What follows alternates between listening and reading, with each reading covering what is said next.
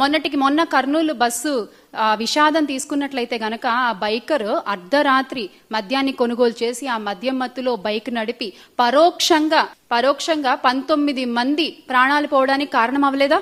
దానికి కారణం ఈ నకిలీ మద్యం కాదా? ఈ మద్యం మాఫియా కాదా?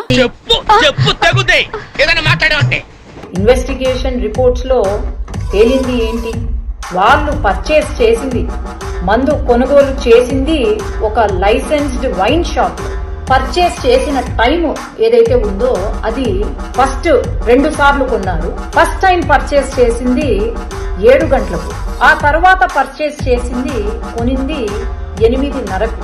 మరి ఎందుకండి ఎవరిని నమ్మించడానికని చెప్పి ఇంకా బాధలో కూడా ఇంకా మర్చిపోలేకుండా ఉండక ముందే మీరు శవ రాజకీయాలు చేసుకుంటూ తప్పుడు సమాచారాలు ఇచ్చుకుంటూ ఉంటే నిజంగా జగన్ గారు కానీ జగన్ కుటుంబం కానీ ప్రతి ఒక్కరూ సిగ్గుపడాలి ఈరోజు.